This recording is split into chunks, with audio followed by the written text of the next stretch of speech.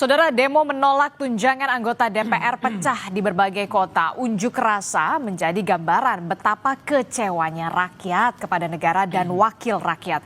Karena di saat ekonomi yang sedang tidak baik-baik saja, PHK di mana-mana, biaya hidup tinggi, DPR yang notabene adalah wakil rakyat justru mendapat tunjangan fantastis. Lalu akankah kebijakan gaji dan tunjangan ini bisa dikaji ulang?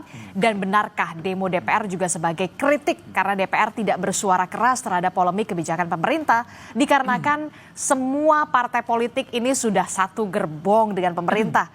Kita akan bahas bersama dengan sejumlah narasumber yang sudah hadir ke Studio Orange Kompas TV. Sudah ada pengamat politik sekaligus Direktur Eksekutif Parameter Politik Indonesia. Sudah ada Mas Adi Prayitno. Selamat pagi, Assalamualaikum Mas Adi. Waalaikumsalam, pagi Adisti. Mas Adi tampaknya tersedak ini karena melihat aksi demo kemarin atau gimana nih tunjangannya ya.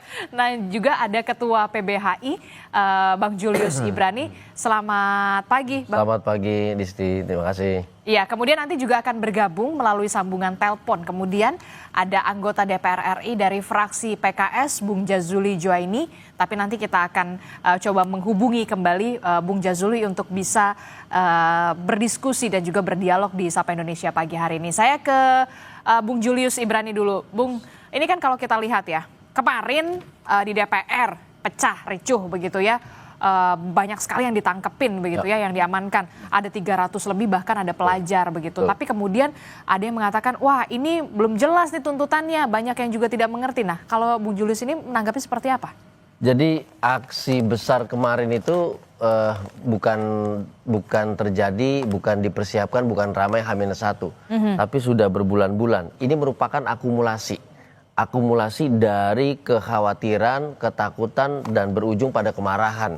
Soal apa? Soal persoalan pajak kita, penerimaan negara kita, situasi ekonomi, kemudian jaminan dari pemerintah agar masyarakat bisa bertahan hidup, harapan tinggi terhadap makan bergizi gratis yang kemudian juga masih banyak problematikanya, dan terakhir dipicu dengan kenaikan tunjangan anggota DPR yang bukan hanya bicara soal etika, moral gitu ya, tapi justru melanggar Undang-Undang Keuangan Negara. Nanti akan saya bahas detail soal itu. Nah, ini sudah berbulan-bulan, dan ketika dia ingin mengaspirasikan satu hal, pemicunya adalah kenapa kalau kami susah, kalian mewah. Kami dipaksa susah, kalian malah mewah. Ini yang ditagih oleh masyarakat, ini yang ditagih oleh rakyat. Dan dijanjikan bahwa pintu DPR RI akan terbuka luas membahas aspirasi, menerima aspirasi. Tapi kemarin jangankan membahas aspirasi, dibuka saja pintu tidak. Itu yang pertama. Yang kedua, belum apa-apa masyarakat dihadapkan pada situasi penanganan massa seperti perusuh, seperti pelanggar. Itu belum terjadi apa-apa karena tim kami ada di lapangan sana, dipasang mobil rantis, tim pembubar paksa dengan berbagai macam persenjataan yang lengkap. Ini kan tentu bertentangan dengan apa yang seharusnya menjadi tanggung jawab negara merespon demokrasi. Penyampaian aspirasi kalau tidak salah kan itu berlangsung siang di depan gerbang utama DPR begitu ya. Tapi kemudian kok ya sudah dipukul mundur begitu ya, sudah dipukul mundur, disemprotkan semprotkan water cannon begitu ya, sampai akhirnya mundur sampai akhirnya bergeserlah ke belakang. Betul. Di gerbang Pancasila. Betul nah sekali. Ini bagaimana temuan PBHI soal jadi, itu? yang perlu kami sampaikan adalah apa yang sering kita lihat ya di video pas terjadi kericuhan dan segala macam, itu sebetulnya dampak.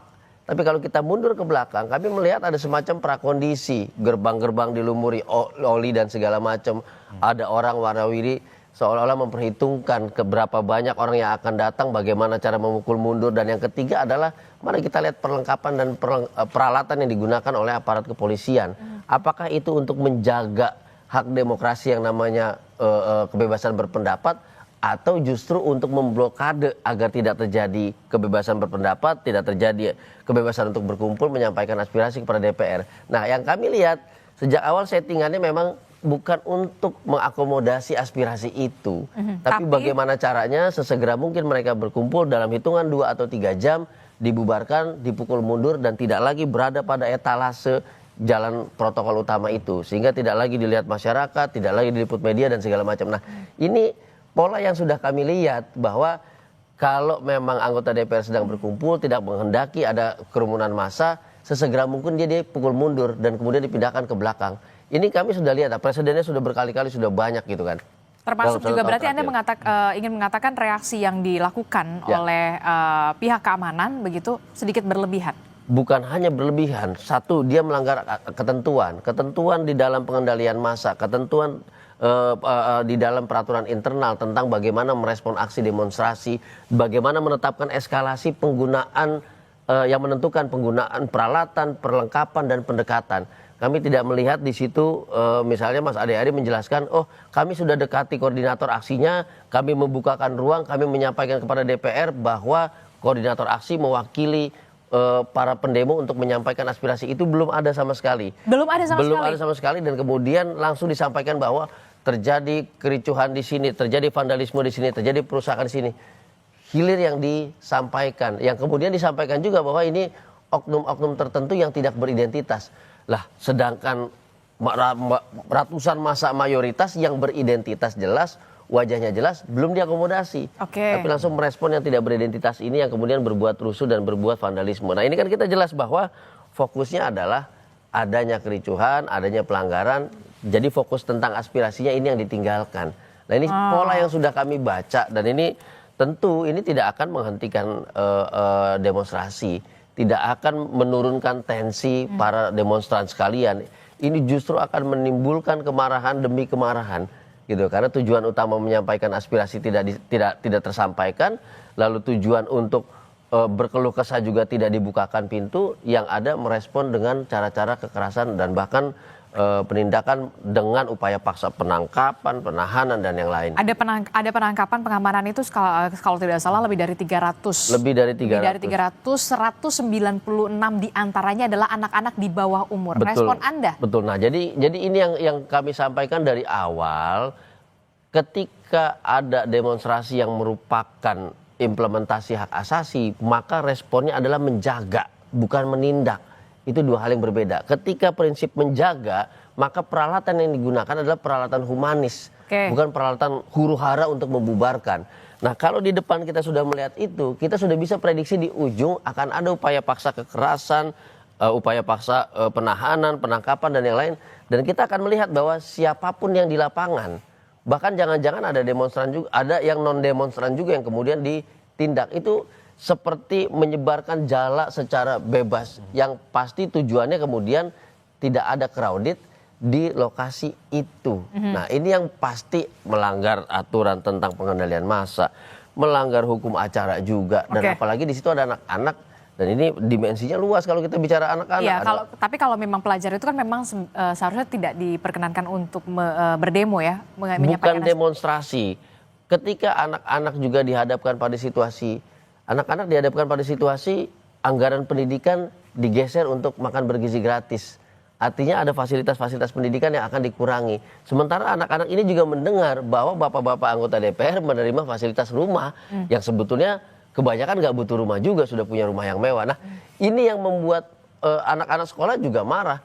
Apakah berdemonstrasi lalu kemudian seperti orang dewasa? Tidak juga. Bisa saja difasilitasi, di mana di lapangan DPR masih bisa dilakukan secara tertib, secara damai bisa. Tapi tadi saya bilang di awal, ini tidak pernah terjadi. Ini belum diakomodasi, tahu-tahu sudah dibubarkan. Nah ini yang membuat semua kericuhan dan vandalisme terjadi sebagai reaksi dari tindakan yang berlebihan itu. Kalau dari segi politik ya, Mas Adi Prayitno, Anda melihat ini merupakan akumulasi kemarahan rakyat begitu yang sudah dalam tanda kutip gerah atau seperti apa sebenarnya? Saya menduga ini bagian dari the peril of stability, semacam bahaya stabilitas. Bahaya stabilitas? Ya, banyak pihak yang mengatakan bahwa stabilitas itu adalah kunci pembangunan.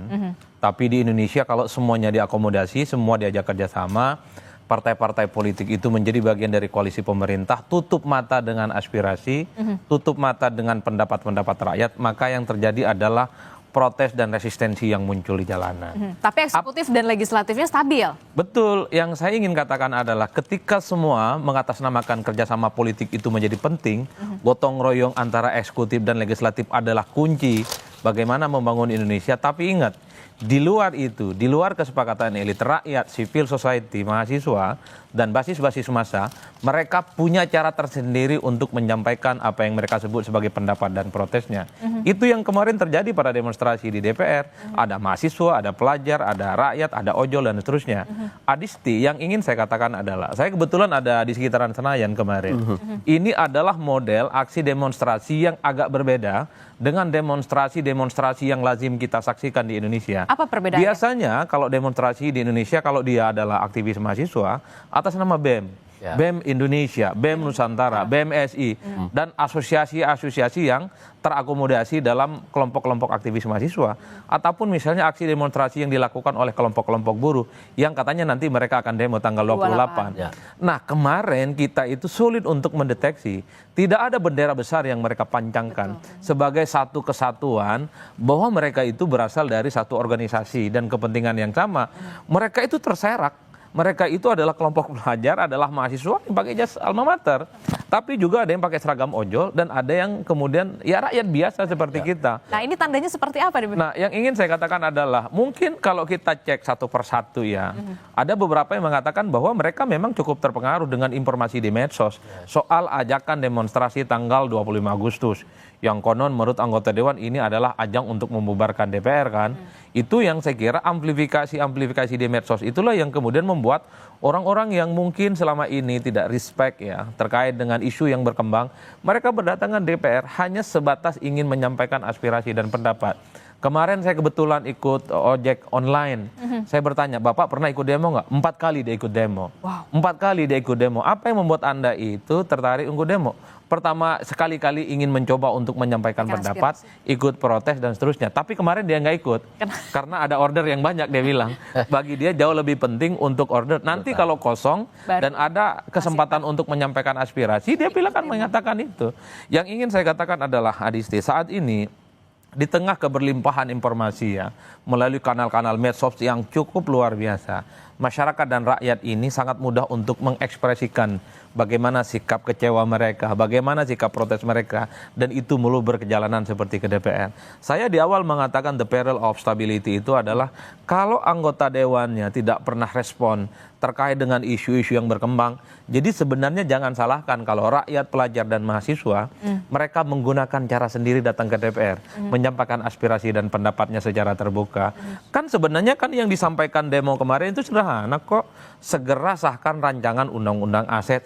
Ini lama betul. Per hari ini koalisi pemerintah dengan DPR ini kan hampir 100%.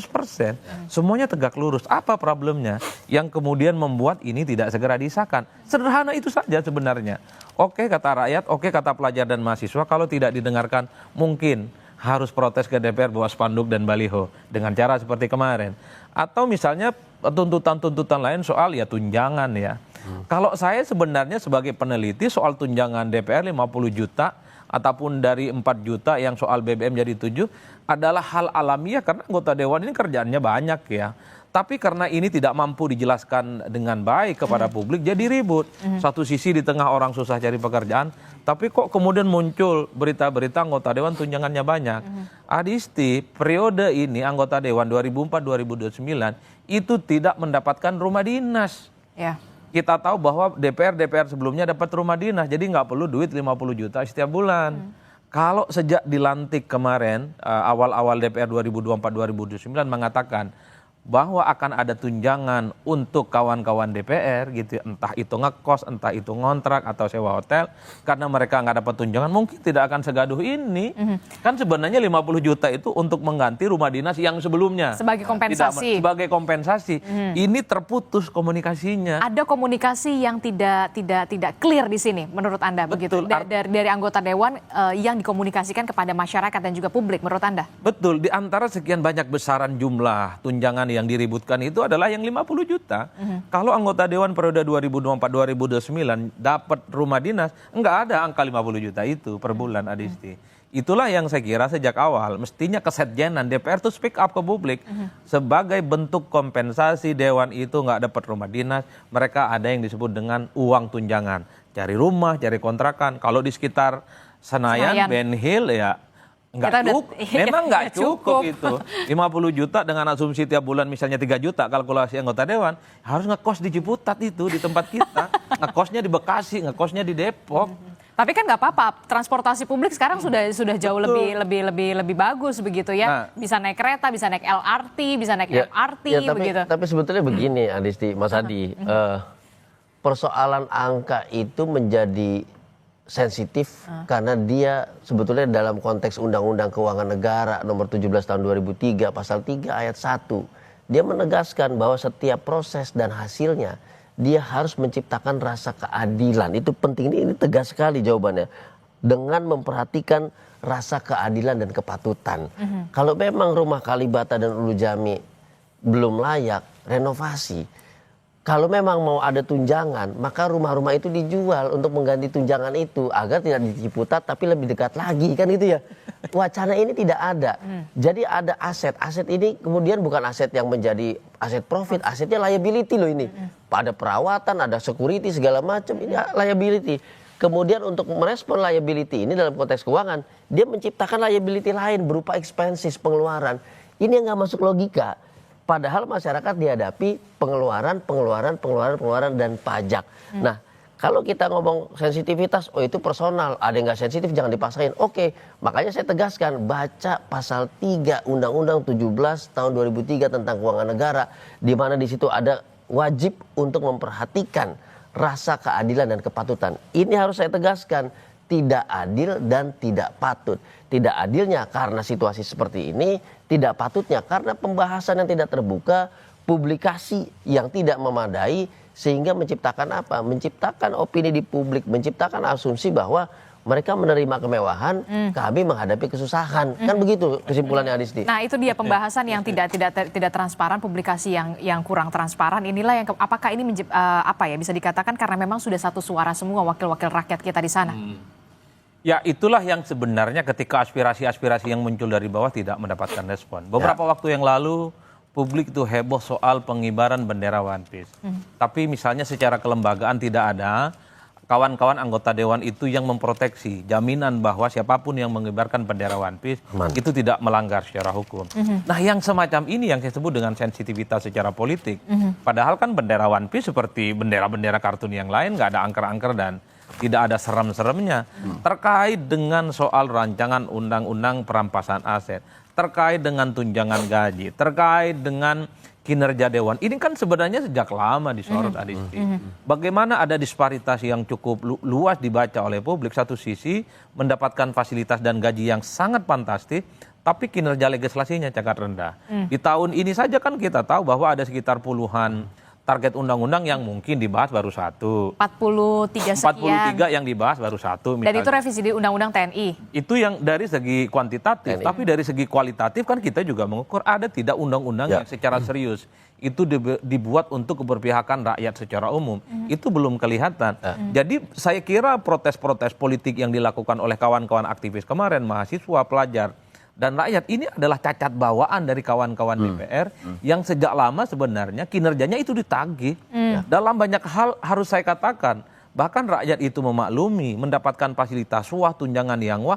Kalau kinerjanya mantap, betul-betul untuk rakyat, aspirasi itu sesuai dengan kepentingan masyarakat secara umum, rasa-rasanya jangankan tunjangan 50, jangankan tunjangan BBM dari 4 juta jadi 7 juta, rakyat pun memaklumi, ditambah 4 kali lipat nggak ada masalah.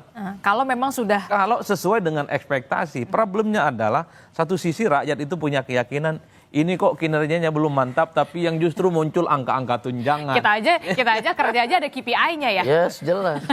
Sebagai mekanisme. Nah, makanya saya katakan ini menarik kalau Mas Adi bicara soal target kinerja gitu ya. Di mana-mana ada target kinerja, maka ada output hasilnya undang-undang.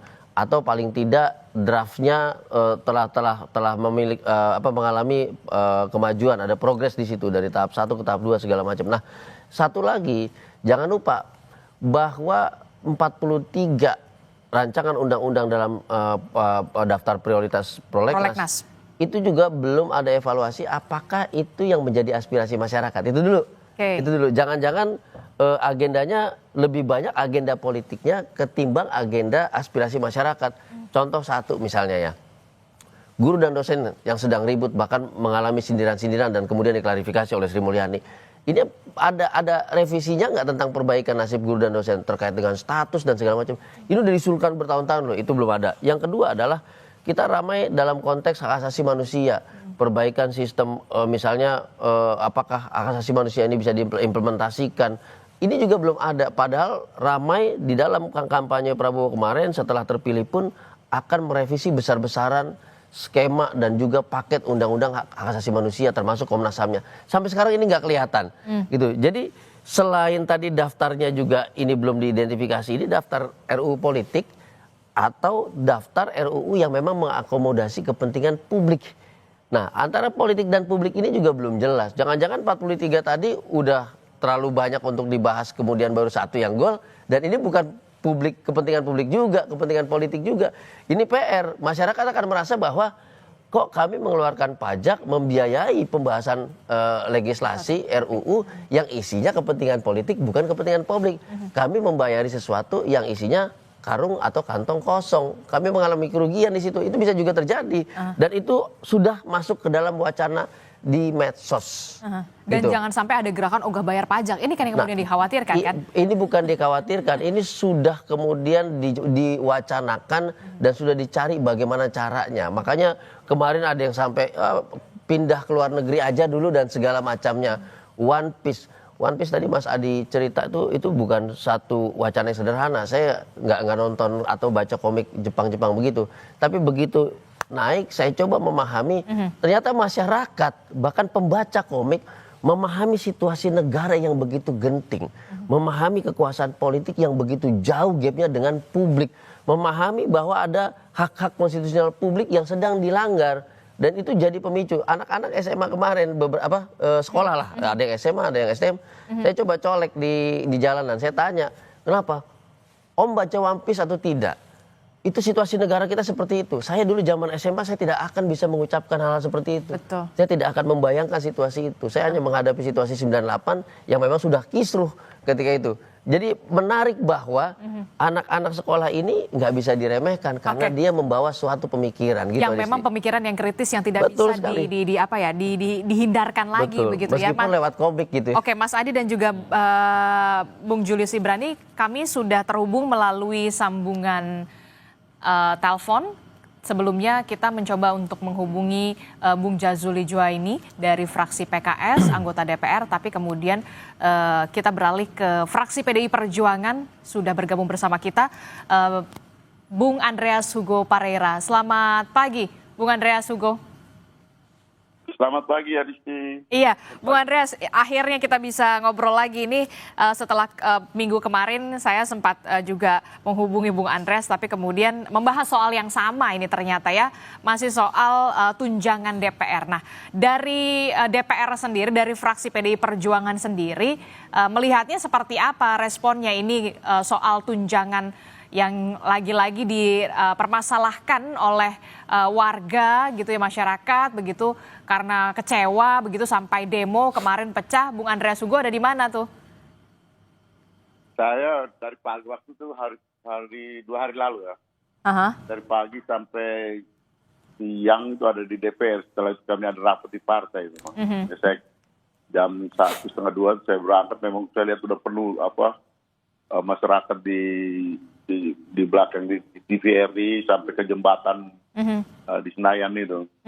Memang ya, kalau saya pendapat dengan apa yang disampaikan tadi singgung oleh Mas Adi kalau tidak salah, soal akumulasi dari berbagai situasi yang saat ini terakumulasi dan kemudian terekspresikan dengan DPR ini sebagai salah satu sasaran. Tapi banyak hal yang mungkin ada di masyarakat, yang masyarakat merasakan ada ketidakpuasan yang kemudian ya DPR ini salah satu hal yang kebetulan aja gitu. Dalam arti ada yang menyampaikan soal tunjangan dan dari situ itu menjadi seperti bensin yang disiram ke api gitu. Karena sudah ada di masyarakat. Sebelumnya kita lihat soal munculnya bendera One Piece, terus kemudian ya hal-hal yang sudah terekspresikan di masyarakat. Saya kira ini perlu tidak dilihat kasusnya saja, gitu. Tapi harus dilihat ini sebagai suatu fenomena yang perlu diperhatikan lebih dalam jangka yang lebih panjang. Tapi yang kemudian tapi yang kemudian lagi ramai ini kan lagi soal tunjangan DPR. Anda sebagai anggota Dewan sebenarnya setuju nggak sih ini tunjangan Anda ini dinaikkan, atau kemudian Anda juga sebenarnya nggak setuju-setuju amat tunjangan Anda dinaikkan, Bung Andreas? Ya, itu sebenarnya saya di dalam rapat, di dalam pembahasan sebelum di Kompas TV ini juga, saya jujur aja saya sebenarnya tidak terlalu memperhatikan juga gitu ini soal tunjangan kita dari dulu. Masuk DPR juga tidak pernah tanya gaji kita berapa gitu. Ya dalam proses ini keputusan itu ya tidak ada di anggota per anggota gitu. Tetapi itu dilakukan ya kalau di DPR itu masih di Banggar dan di Kementerian Keuangan kemudian disampaikan. Tapi secara kelembagaan di DPR yang namanya tunjangan ini memang dari dulu sudah ada gitu. Nah, yang namanya biaya perumahan itu ya kalau dulu ada rumah dinas, ya setelah tidak dapat rumah dinas, ya kemudian dapat tunjangan perumahan ini. Soal besarannya itu terus terang saya tidak terlalu tahu persis hitungannya. Itu yang mungkin yang melakukan itu pasti antara Kementerian Keuangan dengan Kesekjenan dan di DPR itu dengan BURT biasanya. Tapi dengan melihat adanya demo begitu ya, reaksi yang diberikan oleh masyarakat sampai demo ini pecah begitu ya di DPR, Anda merasa secara individu sudah tepatkah kemudian Kementerian Keuangan, Banggar DPR untuk menaikkan tunjangan bagi anggota Dewan di saat ekonomi yang sedang tidak baik-baik saja, Bung Andreas? Saya kira kemarin sudah diputuskan untuk dibatalkan gitu, Mbak. Kemarin sudah diputuskan untuk dibatalkan kalau tidak salah apa yang disampaikan oleh Pak Dasko kalau gitu.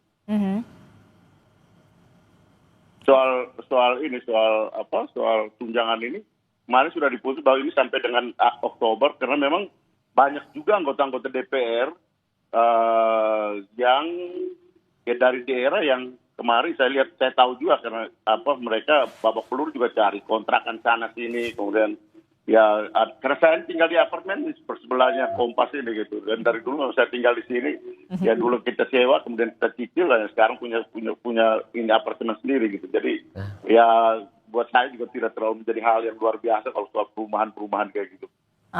Jadi itu sebenarnya bukan nominal yang luar biasa ya kalau menurut Bung Andreas Hugo. 50 juta per bulan. Jumlah yang besar, kalau jumlah 50 juta itu jumlah yang besar pasti. Jumlah yang besar. Artinya untuk tapi soal kepantasan itu kan relatif gitu. Tiap orang ada yang merasa pantas, ada yang merasa tidak pantas. Tapi untuk itu memang ukuran yang dilakukan ya saya kira negara sudah punya aturan main soal itu gitu. Ada yang saya pernah baca juga soal bahwa ini rumah ini sekitar di Jakarta Pusat ini sekitar DPR, sekitar gedung DPR supaya efektivitas kerja supaya sah-sah saja gitu. Ada yang menghitung seperti itu. Buat saya juga memilih ini, tapi saya tinggal di apartemen dekat-dekat ini. Oke. Termasuk juga soal ini nih banyak sekali yang jadi akumulasi juga yang tadi disebutkan oleh Bung Julius Ibrani dan juga Mas Adi Prayitno. Ini adalah bentuk akumulasi kemarahan begitu ya. Nah, yang kemudian dipertanyakan lagi adalah ini kan rumah rakyat ya, yang seharusnya masyarakat juga bisa mengadu begitu ya kepada wakil-wakil rakyat begitu. Apakah nanti saya sih berharap ada pertemuan lah, komunikasi yang bisa dilakukan baik dari pimpinan DPR dengan teman-teman yang kemarin juga sempat mendemo atau segala macam. Apakah nanti benar-benar akan ini terwujud atau tidak? Nanti kita akan jeda dulu, usai jeda kami akan kembali. Tetaplah bersama kami di Sapa Indonesia Pagi. Bagaimana tunjangan DPR yang kemudian kita tahu saat rakyat menolak kenaikan tunjangan DPR ini, demo terjadi di depan DPR pada 25 Agustus 2025. Ini masih membahasnya bersama Mas Adi Prayitno, kemudian ada Bung Julius Ibrani, kemudian di sambungan telepon masih ada Bung Andreas Hugo. Bung Andreas Hugo masih menyambung? Halo Adisti. Iya, Bung Andreas Hugo, seperti yang kita tahu 25 Agustus 2025 Ketua DPR dari fraksi PDI Perjuangan, Puan Maharani, mengatakan memang siap menampung aspirasi. Nah, bentuk menampung aspirasinya itu semacam apa? Apakah sudah ada pertemuan yang sudah dilakukan oleh pimpinan DPR bersama dengan teman-teman yang kemarin berdemo untuk bisa menyampaikan aspirasi mereka ditampung secara terbuka, secara tertib begitu ya. Seperti kalau kita lihat kemarin revisi Undang-Undang TNI kan juga sempat pimpinan DPR juga sempat membuka komunikasi dengan sejumlah aktivis waktu itu di revisi Undang-Undang TNI. Nah, bentuk menampung aspirasi yang dikatakan Puan Maharani ini seperti apa? Apakah sudah terlaksana atau seperti apa?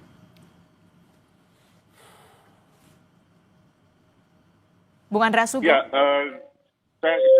saya nggak tahu persis gitu. Apakah bentuk menampung aspirasi itu langsung menerima ya mereka yang melakukan demonstrasi kemarin atau perwakilan mereka, saya nggak tahu persis. Karena kemarin sudah ada urusan dengan isu yang lain gitu, yang juga ya berkaitan dengan ya di partai. Tapi saya kira respon yang sudah dilakukan oleh Mbak Puan sebagai ketua DPR dengan menampung aspirasi itu adalah apa yang juga kemudian diinikan oleh Pak Dasko kemarin bahwa tunjangan ini hanya berlaku sampai dengan Oktober tahun 2025 ini. Karena memang udah dari beberapa bulan yang lalu sih, dari periode sebelumnya, dari awal ya dari akhir periode yang lalu ketika DPR baru akan masuk ke dilantik di Senayan, dan ketika itu memang kami harus mengosongkan rumah dinas itu gitu. Dan hitungan yang saya dengar, yang saya tahu juga karena kita tidak ikuti persis juga kan, bahwa kompensasi dari meninggalkan rumah dinas itu diberikan tunjangan perumahan gitu, akan diberikan, tapi kemudian bahwa jumlahnya seperti itu ya kita tidak semua anggota DPR juga mengikuti persis satu persatu hal-hal yang berkaitan dengan penganggaran itu. Tapi saya ingin tanya, sebelum periode ini kan Bung Andreas Sugo juga sudah duduk juga sebagai anggota dewan begitu, juga sempat menghuni rumah dinas. Kerusakannya memang separah apa sih, Bung Andreas Sugo? Ya kalau memang itu rumah-rumah yang setahu saya itu udah 20 tahunan mungkin ya. Ada aja kalau tiap kali ada kerusakan di bocor lah, saluran airnya lah, ada aja rumah yang namanya rumah dinas yang begitu banyak, dan perlu perbaikan itu, baik fasilitas umumnya maupun rumah per rumahnya. Karena itu kan kompleks, kan kita semua tahu itu kan kompleks perumahan. Dan dari segi besaran konon katanya itu jauh lebih efisien kalau memberikan kompensasi dalam bentuk langsam tunjangan perumahan dibandingkan dengan biaya perawatan rumah rumah tersebut. Tahun 2008 kalau tidak saya, karena saya juga di DPR juga pada waktu itu kami harus keluar juga dari rumah dinas. Rumah dinas itu karena waktu itu harus diperbaiki. Itu renovasi lumayan banyak pada waktu itu. Tapi Anda sempat tinggal di rumah dinas itu berapa lama? Pernah, saya sempat tinggal di situ juga. Sempat tinggal di situ. Oke, jadi kalau menurut Bung Andreas Sugo, karena memang rumah dinas ini sudah banyak kerusakan, bocor, saluran airnya dan segala macam, jauh lebih efisien memberikan kompensasi 50 juta per bulan. Adisti, ya? Kalau kompensasi itu yang hitung itu kesekjenan, bukan kami yang hitung. Kesekjenan. Kesekjenan yang hitung kalau soal kompensasi, itu bukan kami yang hitung, kami hanya terima aja. Karena semuanya memang sudah diatur dari kesekjenan begitu ya, Bung Andreas Sugo ya? Kesekjenan dan Kementerian Keuangan pasti. Oke. Nah itu kalau menurut kesekjenan itu lebih efisien memberikan 50 juta tunjangan dibandingkan kemudian melakukan perawatan menyeluruh begitu, renovasi dan segala macam, itu anggarannya jauh lebih besar. Jadi gini, nih kalau kita yang nyicil rumah gitu ya, yang bangun rumah pelan-pelan dari awal, ini kita punya satu ungkapan, Adisti. Rumah yang tidak ditempatin itu akan mudah rusak dan cepat hancur. Selalu begitu. Dan kita juga lihat beberapa kali kita berkunjung ke perumahan DPR RI, baik di Kalibata ataupun Nur Jamil, itu banyak yang kosong. Semakin dia kosong, semakin hancur. Makanya tadi saya bilang, ini liability, aset yang tidak produktif. Kalau memang ini tidak dibutuhkan, kalau memang ini beban perawatannya lebih tinggi, ya diperjualbelikan saja, ditransaksikan saja, kemudian menjadi aset yang bisa dimanfaatkan. Itu logika dasar. Tapi kami tidak mendengar itu. Jadi menambah tunjangan, sementara aset ini menjadi liability yang terus-menerus ada perawatan. Ini kan nggak mungkin didiamkan sampai hancur begitu rata dengan tanah di sini. Ini ekspensisinya terjadi, ini tunjangannya jalan, ini malah double pengeluarannya. Padahal biaya perawatan, security, kebersihan, apa segala macam, ini kalau ditukar dengan makan bergizi gratis, bisa nambah menu ini di sini. Karena lebih dari Rp15.000 per rumah. Sementara ini ditambah. Kita nggak boleh lepas daripada logika itu gitu ya. Kalau rusak diperbaiki, bukan kemudian ditinggalkan, tetapi biaya perawatan jalan, lalu menambah komponen baru dengan yang namanya tunjangan. Nah, ini bukan soal kecil. Ini soal logika keuangan yang bertentangan dengan keuangan negara. Ada prinsip utama di situ sebagai dasarnya, yaitu efisiensi. Pertanyaannya, apakah model pengeluaran seperti tadi itu efisiensi? Ya jelas tidak efisien. Pengeluarannya double, ini liability tetap ada pengeluarannya, ini menambah yang baru. Sementara masyarakat, penambahan itu ada di penambahan pajak, Adisti. Jadi bukan di penambahan peluang ekonomi, peluang subsidi, pembagian sembako dan segala macam. Tapi menambahnya pajak. Di sini pengeluaran-pengeluaran yang menjadi beban yang dibayarkan oleh pajak. Nah itu yang menjadi kunci kemarahan. Makanya saya bilang tidak terjawab dan tidak terjelaskan. Karena mekanisme penganggarannya, mekanisme pembiayaannya itu nggak masuk di akal dan melanggar keuangan negara. Poinnya kan di situ. Makanya masyarakat marah kemudian. Masyarakat marah, gua yang susah, bukannya dibantu untuk paling tidak mendapatkan satu kehidupan yang standar gitu ya, agar tidak susah. Tapi malah memberikan satu hal yang ini menurut rakyat loh, menurut masyarakat. Angka 50 juta itu mewah, sangat mewah loh di sini. Berapa UMP DKI Jakarta? 5 juta. Artinya hanya 10%-nya saja. Sementara ini 10 kali lipatnya hanya untuk tunjangan perumahan. Ini UMP-nya untuk seluruh kehidupan. Ada anak sekolah, anak jalan-jalan, istri beli kosmetik dan segala macam. Semua ada di situ. Di 1/10 dari tunjangan yang hanya rumah saja, dan itu belum tentu dimanfaatkan. Karena masing-masing mereka udah punya rumah mewah di tempat-tempat tertentu gitu loh. Bagaimana Bung Andreas Sugo merespon ini? Bung Andreas Sugo? Respon yang mana nih? Ya, karena kalau kita tadi dijelaskan oleh Bung Julius Ibrani dari segi logika keuangannya begitu ya, termasuk juga PDI Perjuangan, kita harapkan juga masih bisa kritis di sana begitu di DPR, Bung Andreas. Ya jujur saya secara pribadi logika keuangan, hitungan keuangan saya tidak terlalu pandai untuk menghitung seperti itu. Tapi ya saya kira memang dari jumlah dan dari ini memang kalau masyarakat memberikan reaksi dalam situasi seperti ini ya pantas-pantas saja, apalagi dengan apa yang disampaikan oleh teman-teman pengamat yang memahami sistem keuangan gitu. Dalam arti memang ini akumulasi yang saya sepakat dengan apa yang tadi disampaikan, akumulasi dari situasi sosial yang terjadi di masyarakat. Ini kalau tidak kalau dilihat ini hanya sebagai kasus, akan muncul juga kasus-kasus yang lain gitu. DPR ini kebetulan kena di dalam situasi ini dan yang terjadi pada DPR gitu. Kemarin kalau misalnya One Piece itu juga tidak diberikan respon yang pas, itu juga akan berkembang. Ini kan akumulasi yang terus bisa terjadi kalau grand policy-nya ya, kalau kebijakan secara nasional, kebijakan secara umum itu bisa mengatasi berbagai persoalan. Kenapa? Karena persoalan ekonomi itu akan selalu menjadi pemicu terhadap persoalan-persoalan sosial dan politik yang berikut gitu. Dan ingat peristiwa yang terjadi tahun 98 gitu.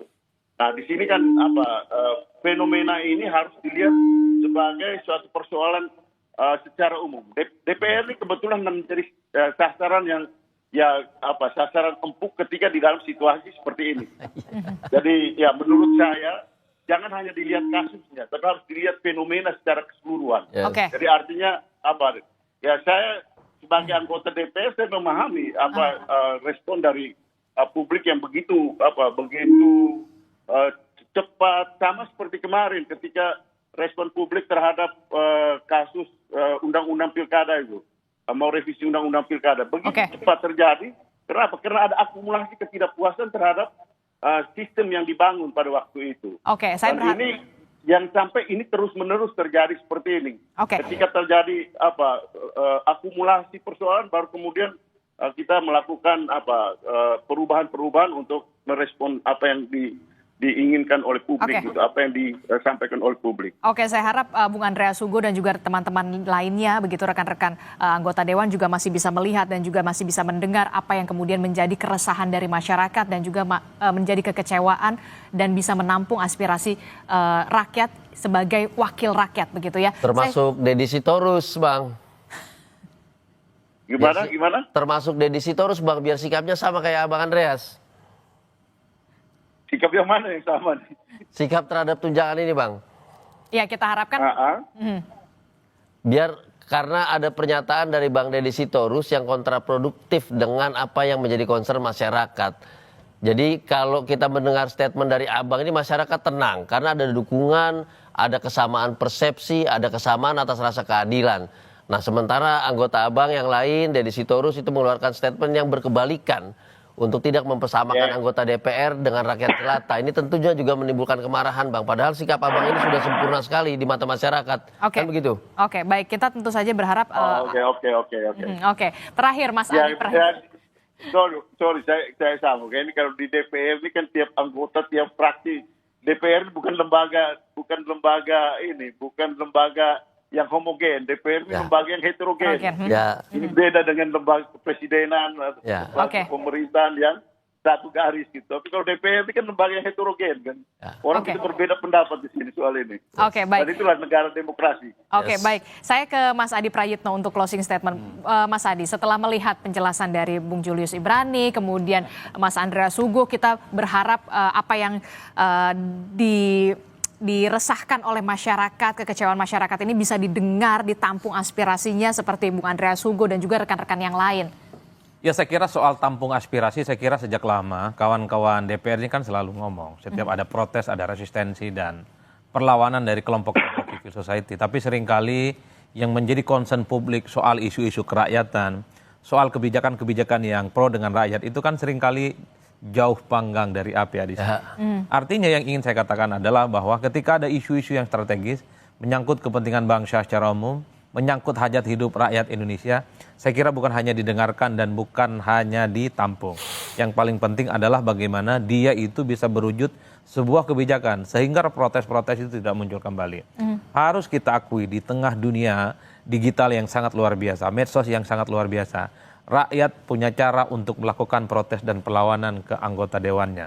Melakukan protes kepada siapapun yang dinilai merugikan masyarakat secara umum.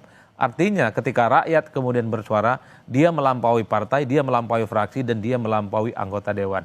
Itulah yang saya sebut jalan ninja, jalan sunyi, yang seringkali ditempuh oleh kelompok-kelompok kritis, bagaimana suaranya itu bisa disampaikan ke publik. Di medsos sudah ngomong, melalui kanal-kanal media sudah ngomong, tapi tidak didengarkan. Maka satu-satunya cara adalah dengan cara konvensional. Turun ke jalan, bawa spanduk, dan menuntut sejumlah aspirasi yang menurut mereka hanya dengan cara itu suara mereka itu akan didengarkan. Kan publik bertanya-tanya, bisa tidak kalau isu-isu yang disampaikan oleh aktivis, mahasiswa, dan rakyat seperti soal misalnya rancangan undang-undang aset, koruptor, dan seterusnya itu seperti halnya direspon dengan cepat terkait dengan isu pemakzulan beberapa waktu yang lalu. Sejumlah purnawirawan, nggak ada protes, nggak ada demonstrasi, tapi mengusulkan pemakzulan dan langsung direspon. Kan indah betul kayaknya hidup. Tapi aktivis-aktivis mahasiswa, rakyat, dan pelajar ini kan harus goyang-goyang pagar DPR dulu, baru kemudian muncul akan didengarkan dan akan direspon. Secara prinsip adalah rakyat tidak akan marah, tidak akan protes, sepanjang apa yang terjadi hari ini memang sesuai dengan keindahan yang diinginkan. Kesejahteraan, stabilitas itu akan terwujud seiring dengan bagaimana rakyat itu memang harus di atas segala-galanya, bukan hal yang lain. Itulah yang saya kira ini adalah satu bonus di mana pola pikir rakyat itu semakin maju dan bahkan dia melampaui keinginan-keinginan yang kita harapkan. Makanya kalau besok-besok ada protes, ada demo, tanpa harus atas nama embel-embel, harus ada embel-embel nama buruh, petani, dan nelayan. ini adalah yang disebut dengan new social movement. Yes. Gerakan sosial baru yang mereka itu nggak perlu figur, nggak perlu ormas, nggak perlu kelompok. Yang paling penting mereka menyeruakan di media sosial, ayo kumpul tanggal 25 Agustus, ayo kumpul 28, kumpul mereka tanpa termasuk identitas juga yang apapun. 28 Agustus nanti? Betul sekali. Itu akan terwujud juga sama? Sama. Dengan tuntutan yang sama? Dengan Singkat tuntutan saja. yang sama. Jadi gini, ini penting Adisti. Dalam situasi tingginya ketidakpercayaan masyarakat terhadap kebijakan, terhadap pimpinan, baik di eksekutif ataupun legislatif, ini yang paling dikhawatirkan dia akan menimbulkan yang namanya civil disobedience. Kemarin itu salah satu bentuk civil disobedience. Ada vandalisme, ada kekerasan yang juga dilakukan oleh kerumunan massa demonstran. Itu adalah ekspresi civil disobedience. Nah, tapi mari kita lihat mundur ke belakang. Presiden Prabowo melalui Sufmi Dasko berhasil melakukan integrasi politik. Nah, saatnya bergerak pada titik selanjutnya melakukan integrasi sosial. Rangkul masyarakat yang tanpa identitas tadi Mas Adi jelaskan. Rangkul semua yang kemudian akan menjadi pendukung utama bagi program eksekutif dan legislatif.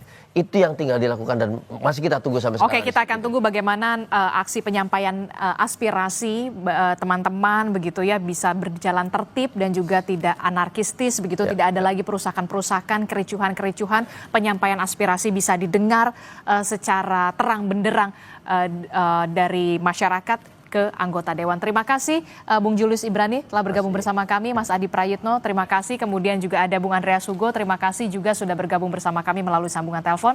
Selamat pagi, Assalamualaikum, sehat selalu.